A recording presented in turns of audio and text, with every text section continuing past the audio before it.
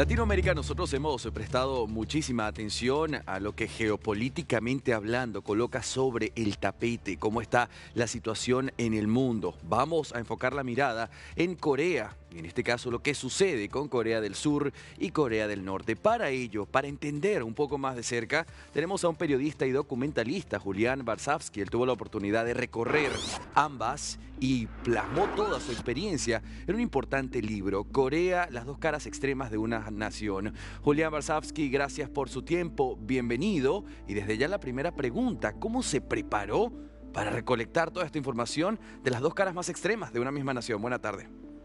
Buenas tardes. Daniel Wiesenberg, mi colega del libro, viajó a Corea del Norte y yo viajé a Corea del Sur a producir crónicas y además hicimos un cruce de miradas y un análisis a través de la obra de un filósofo surcoreano, Byung-Chul Han, que analiza la sociedad del cansancio, de la cual Corea del Sur es el paradigma. Bien, ¿con qué desafíos, con qué retos se encontraron cuando hicieron este recorrido? Le escuchamos. A mí lo que más me llamó la atención fue una noticia que leí hace unos 10 años en la revista Newsweek sobre el excesivamente duro examen de ingreso a las universidades. Dije, quiero estudiar esta sociedad que ha naturalizado el hecho de que los jóvenes sacrifican su niñez y su adolescencia prácticamente en función de un objetivo que es entrar a una universidad para entrar a una gran corporación. ¿Cómo Claro. se construyó esa subjetividad que naturaliza eso? A partir de eso me puse a estudiar y vos empezás a ver que hay una matriz confuciana muy autoritaria y hay una matriz militar también muy autoritaria que se conjugan y que dio en el resultado de una sociedad que creo que se la idealiza bastante, porque vemos la cara bonita, el K-pop, incluso vos mirás Claro, claro. la cara B del K-pop y es durísimo, con suicidios, depresión, sobreexplotación. Sí, Eh, Julián. Corea tiene dos, Corea del Sur tiene dos, Corea tiene dos caras la península y Corea del Sur también tiene dos caras. Y eso explotó ahora, me parece, de alguna manera. Claro, de hecho, ahí me iba a hacerle la pregunta y me iba a atrever a decirle, entiendo que Corea del Norte, por lo que uno lee, por lo que uno escucha, pues es mucho más estricta, más hermética con la información. Por lo que me dice, pudiera parecer lo contrario. ¿Qué compararon usted y su compañero cada vez que venían a recolectar información? ¿Para cuál de las dos Coreas fue más fácil acceder a la información, a las fuentes? ¿Corea del Sur, Corea del Norte? ¿Por qué? Eh, Corea del Norte intenta una gran muralla digital, como la llamamos nosotros, pero en los tiempos modernos no tiene tanto efecto. Nos interesó encontrar, nos sorprendió encontrar los parecidos. Los parecidos eran esa radicalización de dos ideas llevadas al extremo con sumo rigor confuciano, ¿no? Que es esa garra tigreasiática que fue cincelada a través de los campos de arroz desde hace 7000 años, en que esa parte del mundo se sedentarizó para trabajar de manera comunitaria, pero donde el grupo controla a cada uno de sus miembros y cada miembro controla a los demás, porque del buen trabajo de cada individuo de esa microsociedad, que es una aldea o una familia, depende la supervivencia, porque si fracasa la cosecha del arroz, se mueren de hambre. De ahí nace la matriz autoritaria y autodisciplinatoria del confucianismo. Y eso determinó y está muy presente hasta el día de hoy en el modelo capitalista Claro. tigreasiático que tanto nos llama la atención.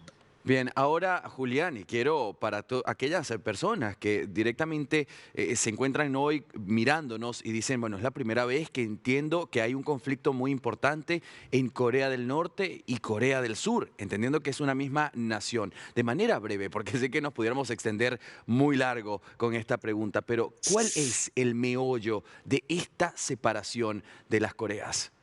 Bueno, la separación surge porque hubo una guerra civil en la década del 50, donde el norte estaba en los comunistas y en el sur había dictadores comunistas en el norte y dictadores capitalistas en el sur. Combatieron y la guerra terminó en empate. Digamos, estuvieron a punto de ganar los comunistas, se metió Estados Unidos por el sur, los corrieron, estuvieron a punto de ganar los capitalistas, se metió China, los corrieron y quedó la frontera más o menos donde estaba, que fue la frontera que pusieron después de la Segunda Guerra Mundial, lo pusieron los países occidentales, ¿no? No es una frontera que eligieron ellos. Claro. Y a partir de ahí quedó ese estado de guerra latente que es más perro que ladra no muerde, pero Claro. bueno. Ahora, Julián, ¿cómo ves el tema en derechos humanos y oportunidades para los ciudadanos, tanto en el norte como en el sur? Eh, bueno, es evidente que la situación en el norte es mucho peor, pero fíjate vos que qué significativo, ¿no? La causa principal que usó, porque la noticia de hoy es lo que hizo el presidente de Sí. Corea del Sur, ¿no? Aduce como herramienta, como argumento central para hacer una ley marcial y Ujú. anular la libertad de prensa, el parlamento, todo, aduce que la oposición está entregada a Kim Jong-un. Algo que es ridículo, por supuesto, que no tiene el menor asidero, no hay forma alguna de probar semejante cosa. Corea del Sur siempre se utilizó al gran otro que está enfrente para justificar los propios errores. Lo mismo hace, por supuesto, Corea del Norte, ¿no? Habla del gran otro de Corea del Sur, tirando la pelota afuera sin hacerse cargo de sus propios problemas. Claro. Eh, la razón, en el fondo, por la cual aplica esta ley marcial son dos. Él perdió las elecciones legislativas, por lo tanto tiene minoría en el Congreso. Y se estuvo debatiendo el presupuesto económico para el año que viene y la oposición utilizó sus votos para decir, el presupuesto tiene que ser este y no tal otro. Y no le gustó. Al mismo tiempo le han hecho varios pedidos de impeachment a ministros, cosa que es totalmente legal. Y está también eh, el presidente Jun muy cuestionado por un caso de corrupción, de modo que de alguna manera escapó hacia adelante, ¿no? Claro. La típica maniobra de escape hacia adelante. No nos olvidemos que hoy gobierna en Corea del Sur la derecha más dura. La derecha más dura es una derecha que tiene raíces en las dictaduras militares que duraron hasta fines de la década del 80, Sí. ayer nomás. Entonces, es muy probable, hay que ir evaluándolo, pero es muy probable que en un mundo donde se tiende a la polarización, donde él por supuesto también polariza con el norte, pero polariza con los de adentro, acusándolos de ser comunistas, algo Claro. ridículo. En un momento que tiende a la polarización, en donde hay bastante descreimiento de la democracia, donde Donald Trump se atreve a hacer tomar el Capitolio y no pasa nada, y no solamente no pasa nada, sino que además hasta gana una elección, o Bolsonaro también hace la misma e Claro. intenta un golpe de Estado. En Argentina, Javier Milei jugueteó con la idea de un supuesto fraude en caso de que perdiese las elecciones. Se siente envalentonado probablemente porque ganó Donald Trump y quizás la reacción de Donald Trump va a ser más pasivo o quizás lo acepte directamente, porque están emparentados ideológicamente. El presidente Jun de Corea del Sur dijo que va a retomar sus clases de golf porque está muy contento con la llegada de Donald Trump al poder. Bueno, todos estos discursos extremistas de odio y antidemocráticos después se reflejan en los hechos concretos, como el acto de sumo autoritarismo Claro. que ejecutó anoche el presidente Jun en Corea del Sur. Ahora, Julián, ya que lo estamos mencionando, estamos hablando de la ley marcial y yo te quería preguntar cómo afecta esta ley marcial a la vida cotidiana de los ciudadanos. Pero fíjate que como estamos en televisión en vivo, acá tengo una noticia también de último minuto. Tras la revocación del Parlamento, el presidente de Corea del Sur anunció que levantará la ley marcial. Aceptaremos la petición de la Asamblea Nacional y levantaremos la ley marcial en una reunión del gabinete, es lo que afirmaba el mandatario. ¿Cuál es tu mirada con esta noticia?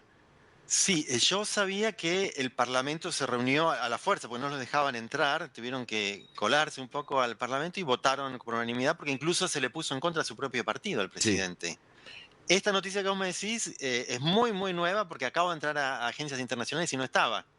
El presidente anunció que la va a aceptar. Bueno, se vio acorralado, o sea, no lo apoyó ni su propio partido, de modo que seguramente va a tener marcha atrás, va a tener que dar marcha atrás y Sí.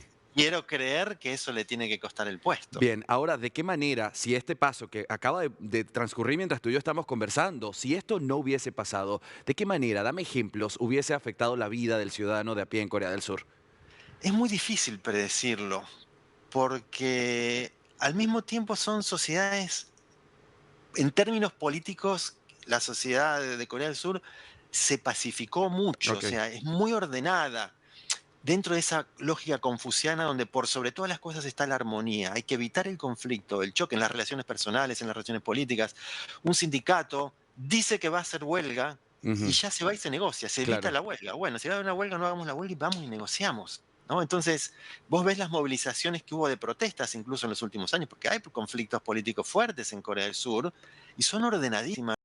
Y la misma gente que pasa lleva una escoba y limpia las calles y se ponen en tal horario, tal columna, en tal horario, y se cumple, parece un desfile militar, ¿no? Entonces, ¿cómo sería una resistencia popular a todo esto? Es algo que yo no me puedo imaginar. claro. Claro, son sociedades muy contenidas también, cuidado, Sí, porque Julián. cuando explotan, explotan mal, en todo sentido. De modo que es muy difícil imaginarse y no pudimos testear nada porque inmediatamente fue revertido. Claro, bueno, vamos a evitar la futurología y hablemos de los hechos, lo que sí pasaste, cómo te protegiste tú, cómo se protegió tu compañero para esta búsqueda de información, para enfrentar los desafíos que esto correspondía, es decir, un documental de esta talla.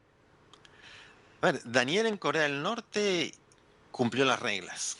¿No? Ellos te dicen las reglas son estas. Y esto es bien confuciano, porque eso lo ves en el norte y en el sur. Las reglas son estas. Si sos extranjero, te las dan por escrito. Claro, Los locales ya las saben y las cumplen, porque saben que el castigo social y político también es grave por no cumplir las reglas. Julián, Por eso creo que el perdón. presidente de Corea del Sur va a tener un castigo importante, sospecho. Oh, Pero en Corea del Norte, en la medida en que vos cumplas las reglas que son muy estrictas, no vas a tener ningún problema. me dijiste, Julián, que estas reglas venían escritas. Cuando yo pienso, por ejemplo, en Corea del Norte, digo, son muy proteccionistas, es decir, muy ellos y nada más que ellos. Las reglas, esto tal vez un dato color, venían escritas en qué idioma, solo en el suyo, en inglés, también en español. No, no, las reglas para un extranjero son en inglés. Aparte te las explica en el guía, pero todo este mundo confuciano, vos vas a dormir en un hotel cápsula en Japón Ujú, y lo primero que hacen es te entregan las reglas por escritos. Yo claro, dormí 35 días en hoteles cápsulas.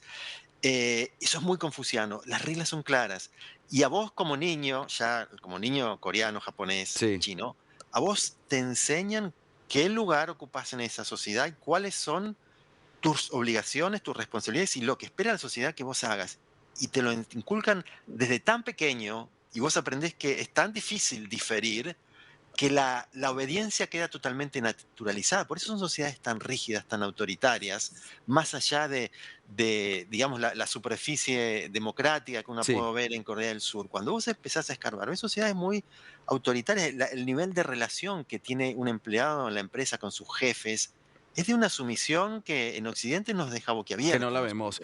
El nivel Julián, de maltrato, claro, de humillación. y lo que seguramente llama la atención es cómo se naturaliza esta situación. Bien, escribiste todas estas experiencias, las escribieron ustedes en el libro Corea, las dos caras extremas de la nación.